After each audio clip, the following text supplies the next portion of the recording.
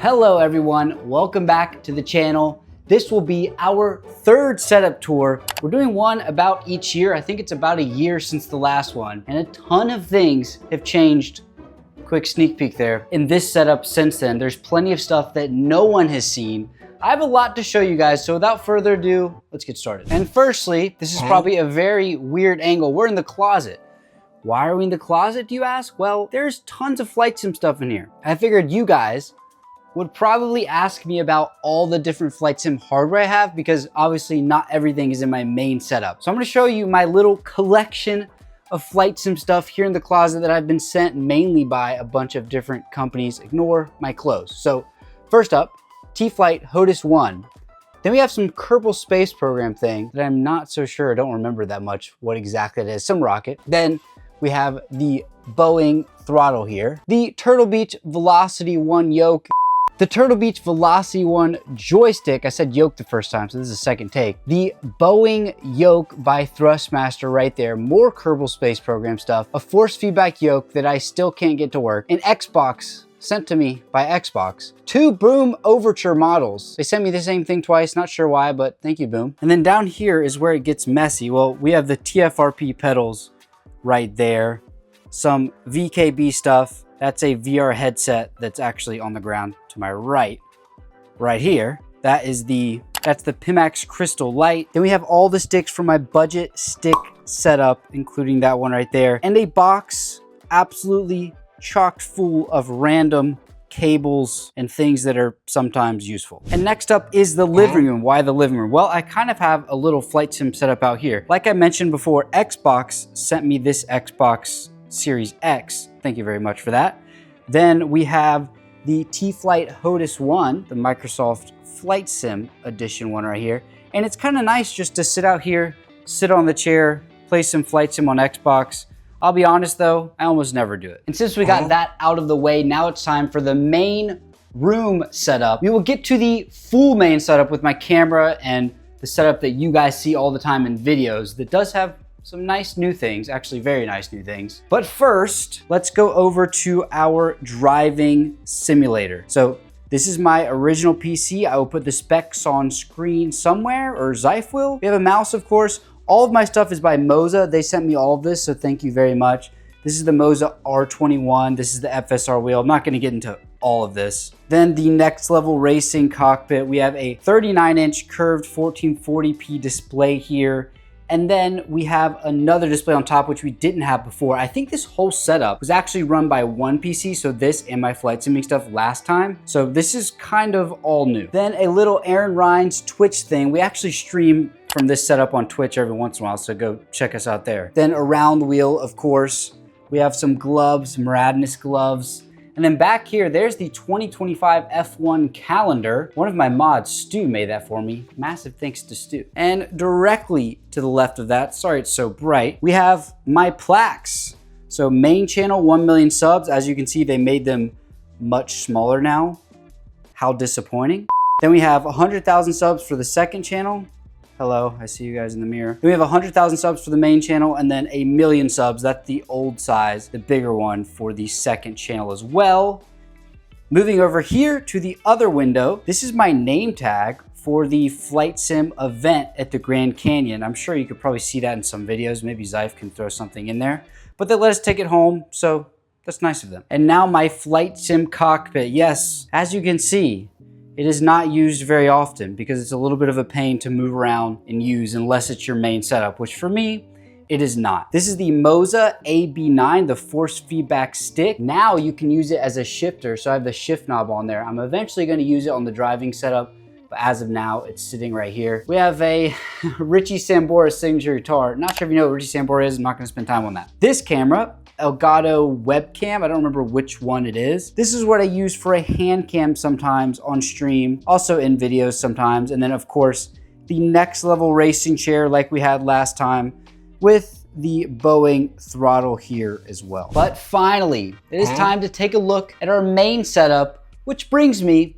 to the sponsor of this video, Flexispot. This is the Flexispot E7 Pro. It was about time for me to get a new desk. And just like clockwork, they emailed me, asked to sponsor a video, and now I have my favorite desk I've ever owned. My old desk was incredibly wobbly, like horribly, scarily wobbly. This one, on the other hand, so sturdy, even with however many pounds of all this is that I have on top of it. And speaking of pounds, this thing can lift an insane amount of weight.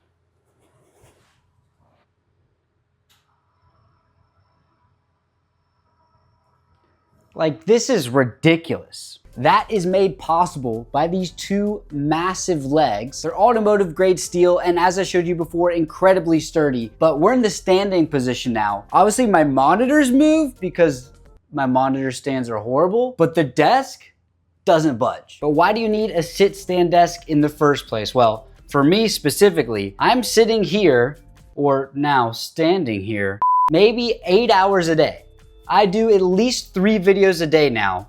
So I'm at this desk almost all of the time, and we all know it's much healthier to be moving around, to not being sitting in the same spot without moving for long periods of time. So being able to stand up when you need to, sit when you need to is invaluable. And also, you could even put a little treadmill under the desk, which I might just have to do. This desk also has a 15-year warranty and free returns within 30 days, which is absolutely wild. So massive thank you again to Flexispot for sponsoring this video. So now it's time to finish up the setup tour, of course, at our main setup, which is looking glorious with our new desk. Let's go ahead and start top to bottom. Starting with the lighting, we have newer lights, which I believe were exactly the same in the last video. So if you want more information on those, feel free to go look at that. Then our face cam, what you see my ugly mug in every single day. This is the Sony a6000 with a Sigma 30 f1.4. Again, I think this is exactly the same as the last setup. So if you want more information, go check it out there. Then the top monitor is a 1080p, I think 170 hertz monitor, nothing special there, but it's obviously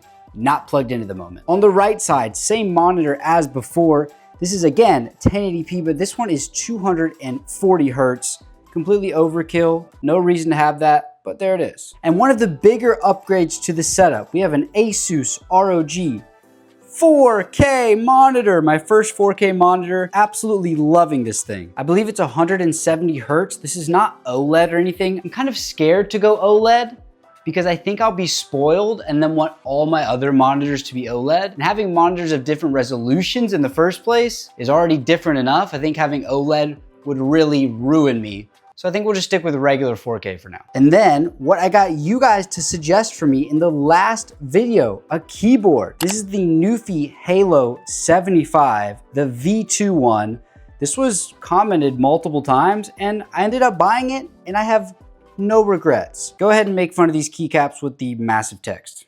Then a Xbox controller just for anything that's useful. Slew mode especially is really nice with an Xbox controller. You can be a lot more precise. If you try to do it just on keyboard, it's very annoying. And just like the last video, I'm sorry for the mess. This mouse is still my favorite, the G303, the Shroud one. Logitech mouse, I think mine. Something shakes around in it, so maybe I need a new one, but I still love this thing. And then just a very dirty, ew, that's disgusting, mouse pad. Nothing much to see there. And for the lovely microphone that you hear me out of, not what you're hearing me out of right now though, we have the Shure SM7B. I don't see any reason to ever get rid of this. It's just a solid mic, and I have absolutely no regrets. Holding this mic up is the Rode PSA-1 mic arm. Still, in my opinion, the best mic arm on the market. And of course, before we get to the main parts of the flight sim setup, we have the PC, which I'll put the specs of on screen right now. Quick rundown though. It is a 4090 7950 X3D. No, I'm probably not getting the 5090. This has done everything and more than I needed to, so I think we're gonna stick with it for a while. And headphones. Do you like my modeling of these headphones? These are the Bayer Dynamic DT1990 Pros. These are the original ones. They have V2 ones now, but I think the V2 ones are ugly, in my opinion. These ones are the best looking headphones I've ever seen in my life. Obviously, that is not a reason to buy headphones, but the clarity you get out of this is incredible. Listening to music with these is another level of immersion and just wonderfulness. Obviously these are open back, but they're kind of semi-open back. But these are one of the new additions to the setup, and I spent whatever the heck I spent on these and have zero regrets. Powering that mic and those headphones, even those headphones without an amp, this runs them fine, don't know how, plenty loudness out of them. The Wave XLR, which happens to be very dirty. And finally guys, what you're really here for, the flight sim hardware I use. Now, one of them is new, the Virpil rudder pedals, which they sent me, and I am thoroughly enjoying them. Leagues better than those TFRP pedals that you saw in my closet. And I'm sorry to disappoint anyone. One reason why I wanted this desk also is look how wide it is. My other desk, I used to have to put my stick and throttle like behind the monitors almost, like around there, to even fit them on the desk when I wasn't using them. And it was super annoying. But now, as you can see, I put one to the side, the other to the side, and I have absolutely plenty of room for all the activities. Now, like I said, sorry to disappoint, I'm still using the Thrustmaster Warthog HOTUS. Now, I do want to upgrade that, but none of the stuff I've had, as you see, I have a lot of flight sim hardware. Not too many higher end HOTUSes, except the AB9, I guess, but that doesn't have a throttle yet. So I do want something to replace these. Let me know what you guys think, any suggestions you have, because I'm all ears. And that is about it. This is my setup for 2025. Again, massive thank you to Flexispot who made this wonderful desk. Check out their website and all the links for the sponsor down below. I just realized I have a ton of dust on my shoulder. I don't know what that's from. Anyway, thank you for watching. If you made it this far, comment dust down below and I'll see you guys in the next one.